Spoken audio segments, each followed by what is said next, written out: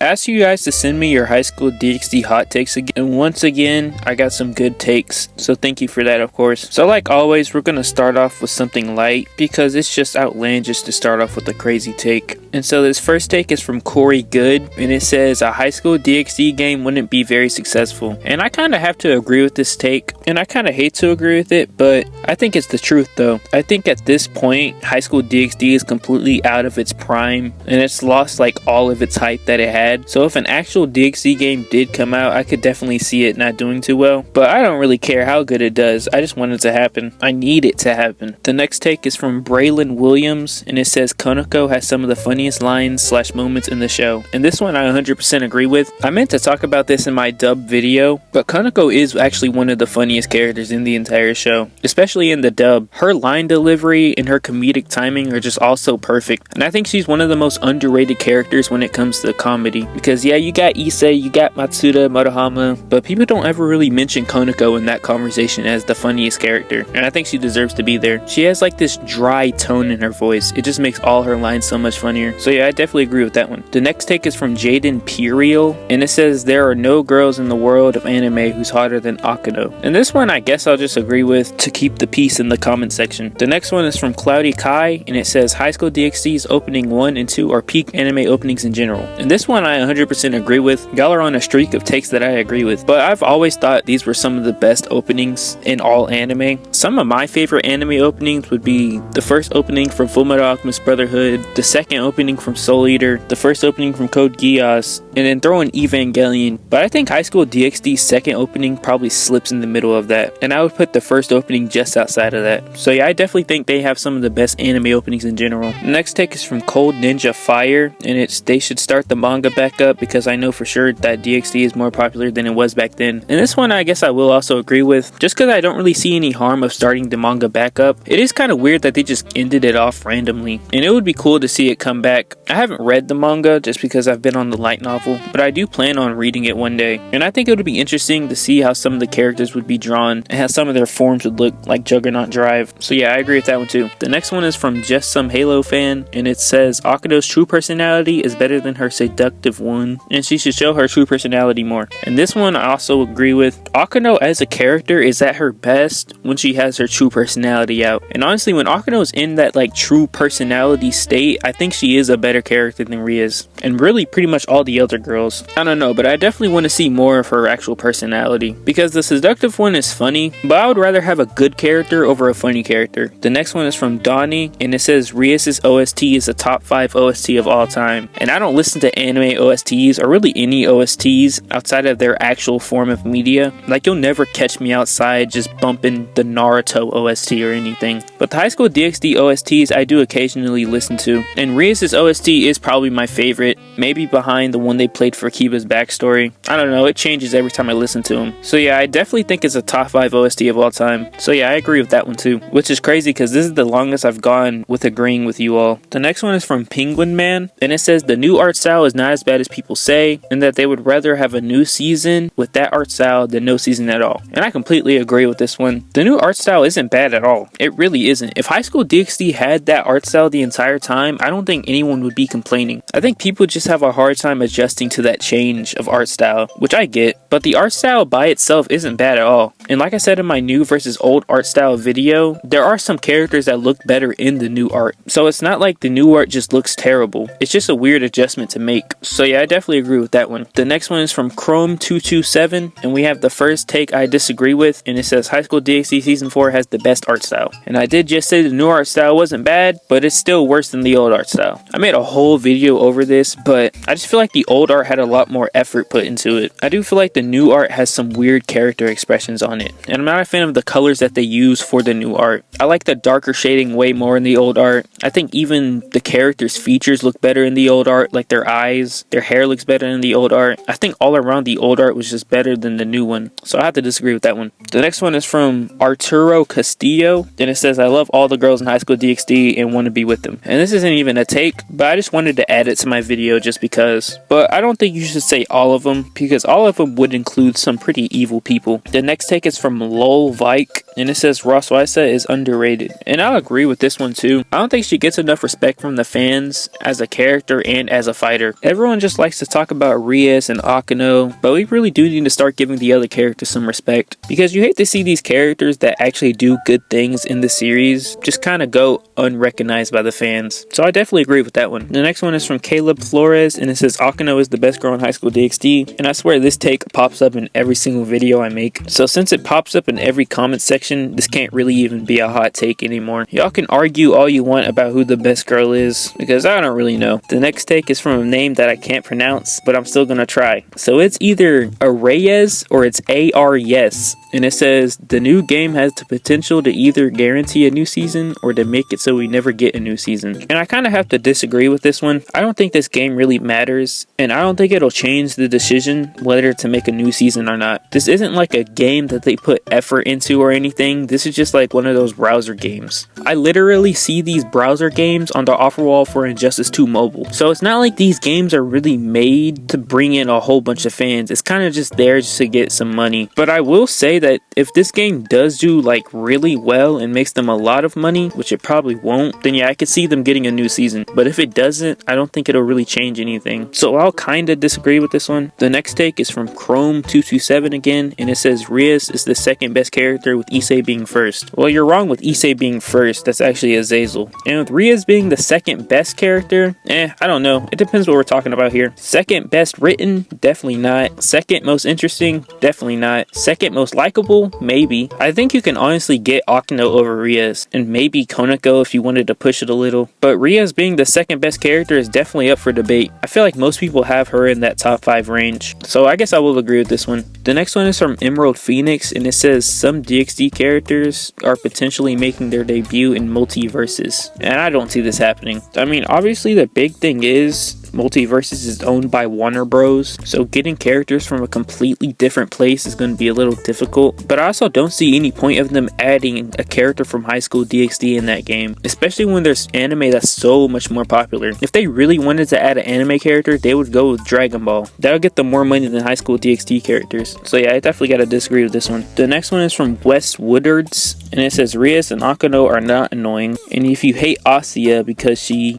block Issei a lot, we didn't watch the same show. And this one I agree with. I made a whole video defending Asia from this. It just doesn't make sense to hate a character because of that when all the characters do it. So if you hate one character for doing that, then you kind of have to hate all the other characters when they do it too. Especially when Rias does it more than Asia. So I definitely agree with that one. And then the second one is season 3 is my favorite season. And this isn't really a hot take. Like you said, it's just your opinion. And I'll just say that I don't agree that season 3 is the best season. I think if season 3 didn't mess up those last few episodes, I would probably see it as my favorite season. Even with all the stuff they cut out, all the stuff they rearranged, season 3 is still very enjoyable. And again, I like the Juggernaut Drive scene in season 3 so much more than I like it in the light novel. I think they actually had something there, but they kind of just fumbled it at the very end. The next one is from Kirito, and it's not even a hot take, it's just a question, and it says, who is the best member of the harem? And I really don't know. When you look at it on like a harem scale, which girl is the best, I don't really know. So I'll just say someone random. I'll just say Zenobia.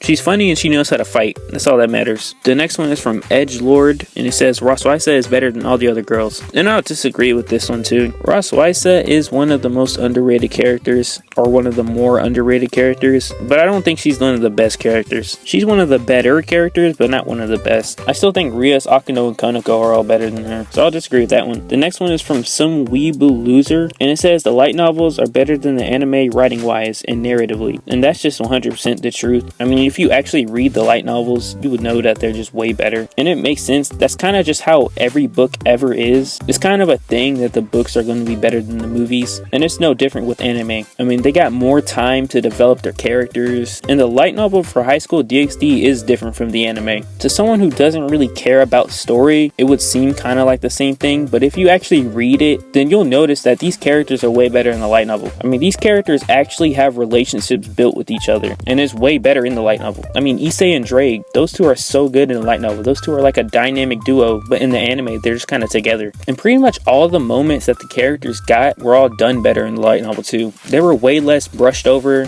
Characters like Saji and Sona, their little moments were way better. They didn't get cut out like they did in the anime. I mean, it's just a fact that the light novel is written way better than the anime. The next one is from Not From Iran, and it says the Rias Grumari OST is heavily copied from the Godfather 2's immigrant theme. And I just agree with this one. I didn't watch The Godfather. That was way before my time, unfortunately. But yeah, I'll still agree because I'm sure it takes some influence for something. The next one is from The Funniest, and it says Volley's character is the worst redesign in all of season 4. And this one I'm probably going to have to agree with because off the top of my head, I can't think of anyone who had a worse redesign than Volley. But I don't think Volley's redesign was even that bad. The only problem is just that cropped shirt. If his shirt was normal length, then it would look way better. But just because it's a cropped shirt, it just looked not as good. But overall, I guess since I can't really think of anyone who had a worse redesign, I guess I'll agree with it. Even though I don't really agree that it was a terrible redesign. The next take is from Ace, and most of these takes I can't really speak on because I haven't even been far enough through the light novel. But the first one is base fallen angels are the weakest in all the 3 factions. And I can see that. I actually think that's probably true. I kind of feel like a big part of that is because Azazel just isn't that strong as a leader. Like strength wise, he's super smart and everything, but like strength wise, he's kind of too weak.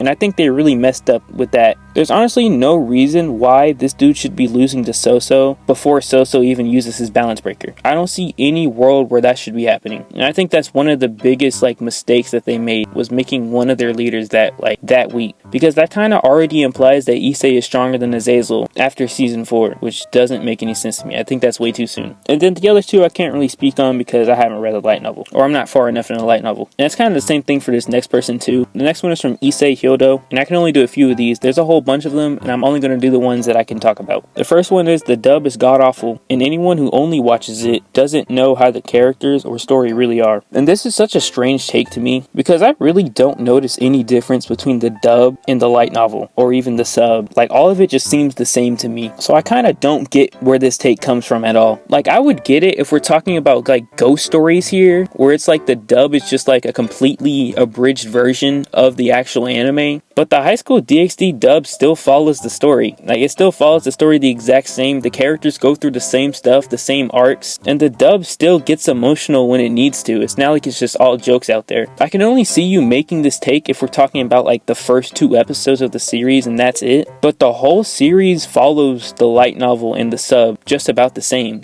The only character I can think of that's different would be Tanin and a little bit of Zenobia, but not too much really. But everyone else is the exact same, because in the dub there's really only Issei who's telling jokes there. I mean, you're not really hearing Rias and Asya and Akano just crack jokes all the time. So this one doesn't make sense to me at all. So definitely disagree with that one. I see one down here that says Rainier is the best girl, and that's just a terrible take. I mean, come on. Might actually be the worst girl. Another one says the new art style is better than the old one because it allows characters to be more expressive and is faithful to the source material. And this one I also have to disagree with. The new art style doesn't show characters more expressive. The only expression they convey more in the new one is that pouting face that Rias does. And it being more faithful to the source material, I can see why that would be a reason why someone would like the new art more. But I just don't care too much because I watched High School DxD before I read it, so it didn't matter to me. Another one of the takes says Bless Your Name and Sympathy are tied for best openings, and that's 100% true. Those are definitely my 2 favorite openings in the series. I think that's what I had at the top 2 in my openings and endings rank. And yeah, those are all the ones I'm going to speak on because I'm not far enough in the light novel to get onto the other ones. The next one is from Peter Fan, and it says, I wish they made a season 4 OVA of the Ruins of Connection in volume 8 of the light novel. And they're talking about the little Power Rangers thing that I was making fun of Sirius X for. And I do think they should have added this in. They should have added it in somewhere because it's kind of mentioned in season 4. I mean, it's very brushed over, but it is mentioned in season 4. I think when he was on the train, they definitely should have left this in because it's an important moment. I agree with that one. The next one is from JJ, and it says Rias should die so that Issei could get some Sasuke-like arc. And I don't think Rias is the right character to kill off. I already said who the right character for Issei to kill off would be, and it's not Rias. I think Rias is the one character that should be protected at all costs. So I definitely disagree with that one. The next one is from Elijah Harris, and it says Godzilla can kill Issei. And I wouldn't be surprised if this was true at all. I mean, Godzilla beat Superman in a fight, so it's not surprising if he can beat Issei to me. But also, I don't do power scaling. I pretty much ignore all that. And I feel like power scaling is just super inconsistent. If you ever watch a power scaling video, you'll see in the comments that there's always some type of counter to that power scale. So I just try to stay away from it completely. Because really at the end of the day, who cares? Like, who cares how strong your main character is? What do you get out of proving your main character is stronger than the other main character? It's just pointless to me. But I guess I agree with this take. The next take is from Nia Lasaurus, and it says Loki is overrated. And I think this is kind of the complete opposite. I think Loki is actually pretty underrated. As a fighter, I think he's really underrated at least. No one really ever speaks about Loki. I mean, this dude no one really cares about. He's already one of the least interesting villains in the series, so no one really talks about him. So I definitely wouldn't call him overrated at all. But I do think season 3 made Loki look a little too weak. They made him look weaker than he actually was. So I gotta disagree with that one. The next one is from Skies something. I don't know how to say that, but it says DxD is overrated. It's a good series for what it is, but it's overrated. And I'll disagree with this one too. I think DxD is a little overrated within its community. Like, the fans think it's a little bit better than it actually is. But I think DxD is extremely underrated outside of the community, because no one talks about High School DxD as like this anime with an actual good story, with actual decent fights. No one really talks about it. It's just like a harem anime that's funny and you'll have a good time watching it. Like, that's kind of how people see it. They don't really see it as like a good, great anime. So I definitely wouldn't call it overrated. I would say it's underrated. So I gotta disagree with that one. The next one is from Light Angel,